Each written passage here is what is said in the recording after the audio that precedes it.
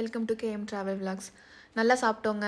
இப்போ நம்ம எங்கே போயிட்டுருக்கோன்னா, ஒருத்தர் 27 வருஷமாக நடு ரோட்டில் ஒரு கையில் தொங்கிட்டே இருக்காராம். அவர் ஏன் அப்படி தொங்குறாருன்னு போய் பார்க்கலாம் அப்படின்ட்டு தான் இப்போ நாங்கள் நடந்து போயிட்டுருக்கோம். வாங்க நீங்களும் போய் பார்க்கலாம். அவர் வேறு யாரும் இல்லைங்க, ஃபாதர் ஆஃப் சைக்கோ அனாலிசிஸ், அதாவது உளவியல் துறையை உருவாக்குன சிக்மண்ட் ஃப்ராய்டு தாங்க. அவருக்கு தான் அங்கே ஒரு சிலை மாதிரி வச்சுருக்காங்க. எப்படி வச்சுருக்காங்கன்னா, அவர் அந்த ஒரு கையில் பிடிச்சி தொங்குற மாதிரி வச்சுருக்காங்க. இந்த சிலையை உருவாக்குனவர் பேர் வந்து டேவிட் ஷெர்னி. 1997 உருவாக்கியிருக்காரு. இவர் ஒரு ஃபேமஸ் சிற்பி. இந்த சிலையை உருவாக்குனதுக்கான மீனிங் என்ன சொல்கிறாங்கன்னா, நம்ம மனுஷனோட மனசு வந்து எப்போவுமே ஒரு போராட்டத்தை சந்திச்சுட்டே இருக்கும். ஒரு சைக்காலஜிக்கலாக டெத் பற்றின ஒரு யோசனை இருந்துகிட்டே இருக்கும். அப்புறம் நம்ம ஐடென்டிட்டியை இழந்துருவோம். அந்த மாதிரி இதெல்லாம் நம்ம தவிர்க்கணும் அப்படின்ட்டு இந்த சிலையை பார்க்கும்போதெல்லாம் நமக்கு தோணணும் அப்படின்ட்டு அவர் உருவாக்கி. இந்த சிக்மண்ட் ஃப்ராய்டு வந்து ரொம்ப கான்ட்ரவர்ஷியலான ஆள். அப்புறம் இவர் நிறைய கோட்பாடுகளையும் உருவாக்கியிருக்காரு. இந்த சிக்மண்ட் ஃப்ராய்டுக்கு மரணம் பற்றின பயம் இருந்துகிட்டே இருந்துச்சான். அதனால் அவரை ஒரு முன்னோடியாக வச்சு நம்ம லைஃப்பில் எவ்வளோ கஷ்டமாக இருந்தாலும் நம்மளை நம்பி அதை தாண்டி போயிட்டே இருக்கணும் அப்படின்றதுக்காக இந்த ஒரு சிலையை உருவாக்கியிருக்காங்க. இந்த ரீல்ஸ்லாம் சொல்லுவாங்களே ஒரு குட்டி பிள்ளை, Sivadharshini believe in your self.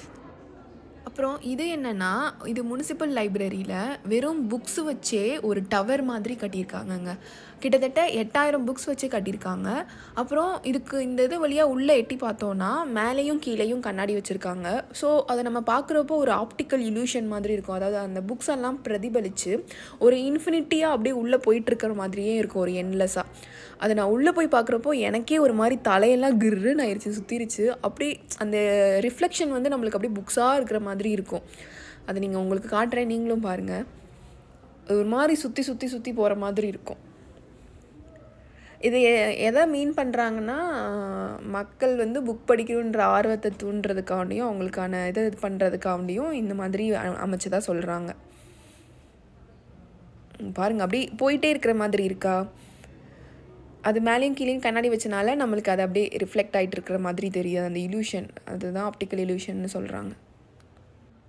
இதை யார் இப்படி க்ரியேட்டிவாக பண்ணதுன்னு பார்த்தோன்னா, மேட் கிரேன் அப்படின்னு ஒரு ஸ்லோவாக்கியன் ஆர்டிஸ்ட் தான் பண்ணியிருக்காரு 1998. எனக்கு இதை பார்க்கும்போது சம்டைம்ஸ் இன்ட்ரூசிவ் தாட் வருங்க. எப்படின்னா, இதோட ஒரு புக்கை எடுத்துட்டோன்னா கீழே விழுந்துரும்ல, அப்போ என்ன ஆகும், அந்த மாதிரிலாம் தோண ஆரம்பிச்சிருச்சு. நம்ம சின்ன பிள்ளைலாம் தோணும்ல, இப்போது இங்கேருந்து கீழே குதிச்சா எப்படி இருக்கும், அந்த மாதிரி இப்போ ஒரு புக்கை இங்கேருந்து உருவிடுவோமா, அந்த மாதிரி தோண ஆரம்பிச்சிருச்சு.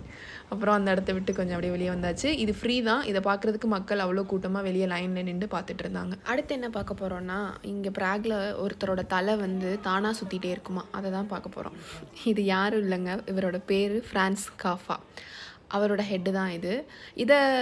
இந்த இதையும் பில்ட் பண்ணது யாருன்னா டேவிட் ஷெர்னி. அங்கே நம்ம அந்த ஃப்ராய்டோட அந்த மேன் ஹேங்கிங், அந்த தொங்குற மாதிரி ஒரு சிலை பண்ணியிருக்கார்ல, அதை பண்ணவர் தான் இதையும் பண்ணியிருக்காரு. இது வந்து டிஜிட்டலி கண்ட்ரோல். அப்புறம் இதில் வந்து 42 லேயர்ஸ் இருக்கான். அந்த ஒவ்வொரு லேயரும் ஒவ்வொரு மணி நேரமும் சுற்றி ஃபுல் ரொட்டேஷனுக்கு வந்து திருப்பி பழைய பொசிஷனில் வந்து நிற்கிற வரைக்கும் சுற்றிட்டே இருக்கும். இது வந்து டோட்டலாக ஒரு 15 to 20 minutes எடுக்குமா. இதை வந்து நிறுவினாங்க, அப்படி என்ன காஃபா பண்ணார் அப்படின்னு பார்ப்போம். இந்த ஃப்ரான்ஸ் காஃப்கா நிறைய புக் எழுதியிருக்காரு. அவரோட நாவல்ஸ் எல்லாமே ரொம்பவே ஃபேமஸ் ஆனது. மோஸ்ட்லி வந்து சைக்காலஜிக்கல் ரிலேட்டடாக ஒரு புக் எழுதியிருப்பார்.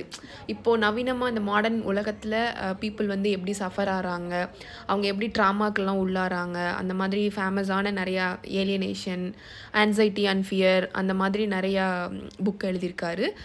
அதனால் அவருக்கு ஒரு பெருமை சேர்க்கணும் அப்படின்ற வகையில் இந்த டேவிட் ஷெர்னி அவருக்கு இந்த சிலை வச்சுருக்காரு. அப்புறம் இவரோட ஃப்ரெண்டுக்கிட்ட இவர் என்ன சொல்லியிருக்காரு, இந்த ஃப்ரான்ஸ் காஃப்கா, நான் இறந்த பின்னாடி புக்கெல்லாம் சேர்த்து எரிச்சிரு அப்படின்னு சொல்லியிருக்காரு. பட் அவரோட ஃப்ரெண்ட் அந்த மார்க் போர்டுன்றவர் வந்து அது செய்யலை. அதனால தான் இப்போ வரைக்கும் அவரோட புக்ஸ் வந்து நம்ம ரீட் பண்ணிகிட்ருக்கோம். அப்புறம் அவரோட சிலை வந்து ஒரு மோஸ்ட் ஐகானிக் பிளேஸாக இப்போ ப்ராகில் இருக்குது.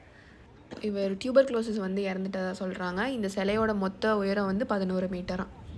எனக்கு என்னமோ இந்த டேவிட் ஷெர்னி சைக்காலஜி சம்மந்தப்பட்டமாக ஒரு செலவிக்கிறாரு.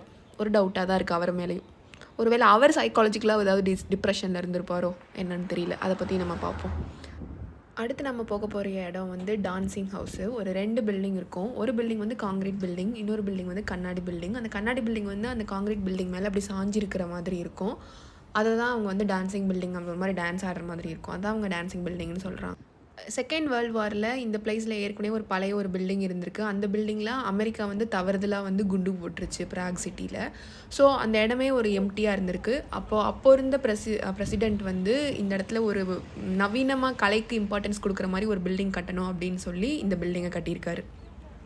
இந்த பில்டிங்கை 2 பேர் கட்டியிருக்காங்க. ஒருத்தர் வந்து மியூலினிக் அப்படின்ற ஒருத்தரும், இன்னொருத்தர் வந்து ஹெக்ரி அப்படின்ற 2 பேரும் சேர்ந்து இதை வடிவமைச்சிருக்காங்க. ஆரம்பத்தில் மக்கள் எல்லாம் கிண்டல் பண்ணியிருக்காங்க, இது என்ன இப்படி ஒரு பில்டிங், இதெல்லாம் ஃபேமஸ் ஆகாது, இது எதுக்கு தேவையில்லாத வேலை அப்படின்ற மாதிரி. அப்புறம் பின்னாடி இது ஒரு வேர்ல்டு ஃபேமஸாக ஆயிடுச்சு. அப்போ எப்போவுமே ஒரு கிரிட்டிசிசம் இருக்கணும் ஒரு எல்லா விஷயத்துலையும். அதே மாதிரி தான் நம்ம லைஃப்லேயும் யார் நம்மளை கிரிட்டிசைஸ் பண்ணாலும் நம்ம அதை பாசிட்டிவாக எடுத்து முன்னேறி போயிட்டே இருக்கணும். அடுத்த ஒரு நல்ல வீடியோவில் உங்களை வந்து பார்க்குறேன். லைக் பண்ணுங்கள், சப்ஸ்கிரைப் பண்ணுங்கள். டாடா, பாய் பாய்ங்க.